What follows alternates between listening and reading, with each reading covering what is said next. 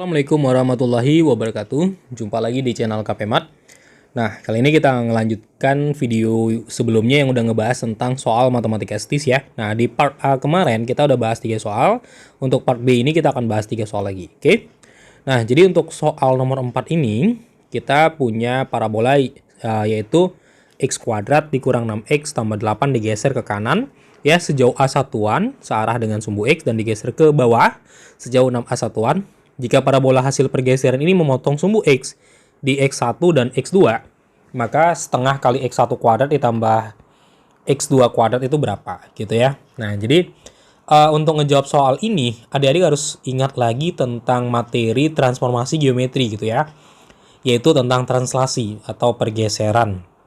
Nah, rumusnya kayak gini, yaitu kalau misalkan kita punya titik ya, titik koordinat kita katakanlah x1 y1 ditranslasikan sejauh AB ya, maka dia x tambah A, y tambah B. Nah, itu adalah hasil transformasinya gitu ya, atau hasil bayangannya. Nah, ini rumusnya, rumus dari translasi. Oke. Nah, jadi di sini karena dia digeser ke kanan ya, ke kanan sejauh A ya, berarti ini nilainya positif ya. Kemudian ke bawah sejauh 6A, berarti ini nilainya negatif. Oke, ya karena kalau ke kanan positif, ke atas positif, ke bawah negatif, ke kiri negatif gitu ya. Itu perjanjian tandanya. Nah, jadi langkah pertama untuk nyelesain soal ini, adik-adik harus misalin dulu titiknya. Kita misalkan, misal titik yang dilewatin atau dilalui oleh si kurva parabola, ya kurva ini, kita sebut titiknya x1, y1. Ya, x1, y1. Nah, dia kan ditranslasikan, ya. X1, y1 kita tulis di sini. Ditranslasikan sejauh A dengan min 6A, ya. Ini jadi negatif ya, ini jadi negatif, ini tetap positif, oke? Karena kan dia ke kanan positif, kalau ke bawah itu negatif, oke? Nah, berarti ini menjadi apa? X tambah A, y-nya y kurang 6A. Nah, ini sebagai bayangannya ya, bayangannya, oke?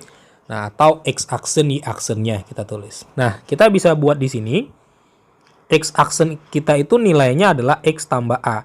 Berarti kita bisa nyatakan dalam bentuk x ya. X aksen kurang A sama dengan X. Kemudian yang satu lagi, Y aksen kita itu kan adalah Y kurang 6A. Berarti kita bisa nyatakan dalam bentuk Y aksen plus 6A sama dengan Y.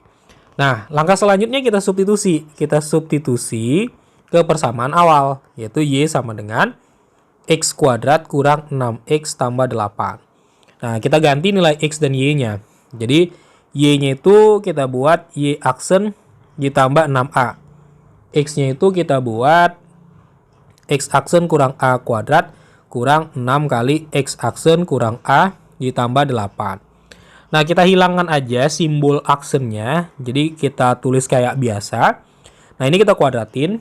Jadi cara mengkuadratin, cara cepatnya, X dikuadratin, kemudian X kali min A kali 2, kemudian min A dikuadratin gitu ya. Itu langkahnya. Berarti ini X kuadrat kurang 2AX ditambah A kuadrat kurang 6X ditambah 6A ditambah 8. Berarti Y sama dengan X kuadrat ya. Kita dekatkan yang ada X-nya. 2AX dikurang 6X. Nah, ini habis ya karena sama. Ya, kalau dipindahkan jadi kurang 6A ya, habis. Kemudian berarti tinggal A kuadrat ditambah 8. Nah, ini kita bisa faktor ya. Min 2A kurang 6X tambah A kuadrat tambah 8. Nah, jadi di sini kita udah bentuk dia persamaan hasil pergeserannya gitu ya. Nah, nilai A-nya di sini adalah 1. B-nya di sini adalah min 2A kurang 6. C-nya adalah A kuadrat ditambah 8. Oke.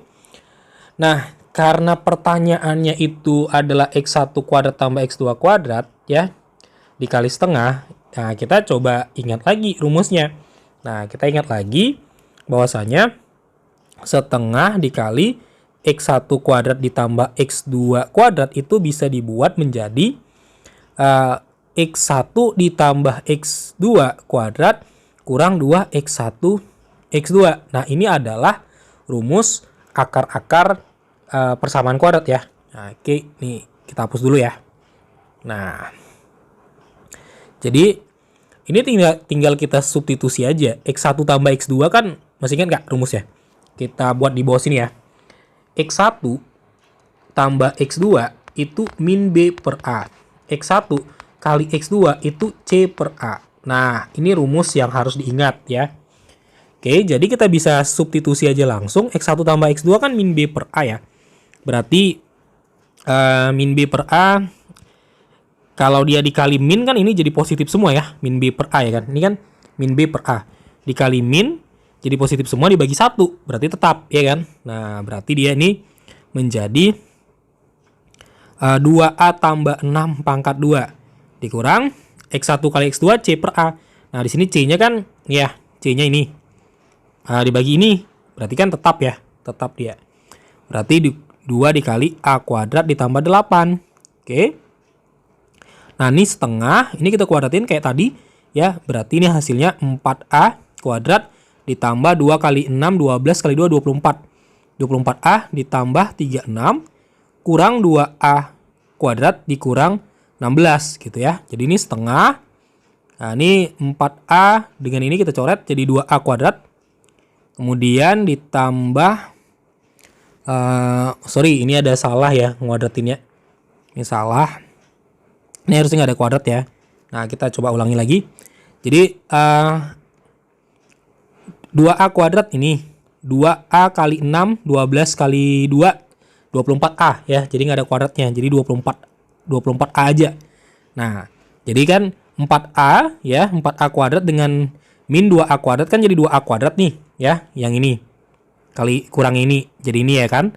Nah, 24 ini tetap karena nggak ada temennya, jadi ditambah 24A, kemudian 36 kurang 16 berarti 20 ya kan. Nah, lalu kita kali setengah, berarti ini hasilnya A kuadrat ya, kita kali setengah semua atau kita bagi 2 gitu ya. Jadi ini 12A ditambah 10 ya. Nah, jadi persamaannya adalah A kuadrat ditambah 12A tambah 10. Nah, itu adalah nilai dari si setengah X1 kuadrat ditambah X2 kuadrat. Oke ya. Nah, jadi nggak ulangi di sini ya. Tadi karena ada keliru. 2A kuadrat 2A dikuadratin jadi ini. 2A kali 6 kali ini jadi ini. 6 dipangkatin 2 jadi ini. Gitu ya. Itu caranya. Nah, kemudian min 2 kali ini. Min 2 kali ini jadi ini. Ya. Nah, jadi jawabannya di sini adalah A kuadrat ditambah 12A ditambah 10. Berarti jawabannya C ya. Nah, jadi jawabannya itu adalah C. Gimana? Bisa dipahami? Nah, itu aja ya cara ngejawab untuk soal nomor 4. Kita lanjut ke soal yang berikutnya. Oke, sekarang kita di soal yang kelima, yaitu soal matematika STIS tahun 2011. Nah, kita coba baca dulu soalnya. Jika jumlah kuadrat akar-akar persamaan X kuadrat kurang 3X tambah N sama dengan 0, sama dengan jumlah pangkat 3 akar-akar persamaan X kuadrat tambah X kurang N sama dengan 0, maka nilai N adalah. Nah, jadi jumlah kuadrat dari yang ini itu sama dengan jumlah pangkat 3 dari yang ini. Nah, jadi kita bisa buat ya, jumlah kuadrat itu artinya adalah X1 kuadrat ditambah X2 kuadrat. Itu arti dari jumlah kuadrat. Nah, terkadang ada hal yang membingungkan, yaitu antara kalimat jumlah kuadrat dengan kuadrat jumlah gitu ya. Nah, kalau kuadrat jumlah itu artinya si X1 ditambah si X2 itu dikuadratin. Nah, kalau jumlah kuadrat itu artinya X1 kuadrat ditambah X2 kuadrat. Nah, jadi jangan sampai terbalik gitu ya. Nah, katanya kan sama dengan tadi ya, sama dengan X1 pangkat 3 ditambah X2 pangkat 3 dari yang ini, ya kan? Nah, kemudian coba ingat lagi rumus dari X1 kuadrat tambah X2 kuadrat, yaitu rumusnya adalah X1 ditambah X2 kuadrat kurang 2X1 X2 sama dengan, nah untuk pangkat 3 itu rumusnya adalah X1 ditambah X2 pangkat 3 dikurang 3X1 X2 dikali X1 ditambah X2. Nah, oke. Nah, sekarang kita coba lihat dulu ya untuk yang pertama di sini kan x kuadrat kurang 3x tambah n sama dengan 0. Nah, ini yang kuadrat ya, yang kuadrat. Nah, di sini kan kita bisa cari x1 ditambah x2-nya kan min b per a ya. Berarti di sini min b-nya nih ya, nih b-nya nih a-nya 1, b-nya itu minus 3, c-nya itu n ya. Berarti min b per a berarti min 3 dikali min 3, min 3 dikali min ya, per a-nya 1 sama dengan 3. X1 kali X2-nya itu C per A. Nah, C-nya di sini N, A-nya 1 berarti N per 1 itu sama dengan N. Nah, berarti kita bisa ganti di sini. X1 tambah X2-nya itu 3 kuadrat, X1 kali X2-nya itu N ya. Nah, kemudian yang satu lagi ya yang X kuadrat ditambah X kurang N sama dengan 0. Nah, kita cari lagi X1 ditambah X2-nya min B per A. Nah, ini A-nya kan 1, B-nya itu adalah 1 juga, C-nya min N. Nah, berarti min 1 per 1 sama dengan min 1. X1 kali X2-nya C per A, berarti C-nya di sini min N, A-nya 1, berarti min N. Nah, kita bisa ganti kemari. Ya, ini min 1 pangkat 3 kurang X1 kali X2-nya itu berarti min N. X1 tambah X2-nya itu min 1. Nah, ini jadi 9, ini 2N, ini jadi min 1. Nah, ini kita kalikan semua, min 3 kali min N kali min 1, min 3N ya. Nah, kita pindahkan min 2N tambah 3N, min 1 kurang 9. Jadi N sama dengan min 10, ya kan? Min 2N tambah 3N itu jadi N. Min 1 kurang 9, min 10. Nah, jadi nilai N-nya itu adalah minus 10. Jadi jawabannya itu adalah E ya, minus 10. Oke? Bisa dipahami? Nah, kita lanjut ke soal yang berikutnya.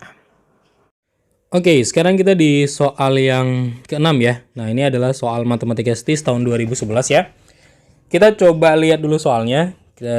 Jika X1, X2 adalah akar-akar persamaan X kuadrat ditambah PX tambah Q sama dengan 0, maka X1 pangkat 4 ditambah X2 pangkat 4 itu berapa nilainya? Nah, jadi adik-adik kalau mau menyelesaikan soal ini, pertama adik-adik harus tahu dulu rumus dari X1 pangkat 4 ditambah X2 pangkat 4 itu apa, gitu ya.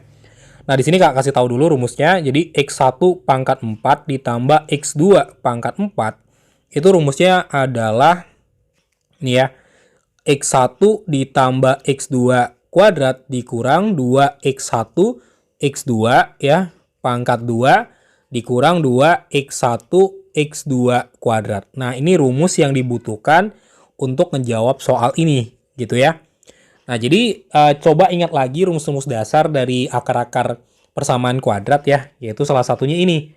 X1 ditambah X2 sama dengan min B per A, X1 kali X2 itu adalah C per A. Nah, ini juga penting ya, karena untuk ngejawab ini ya, kita butuh nilai X1 tambah X2 dan X1 kali X2. Oke ya. Nah, kita coba lihat soal kita di sini ya.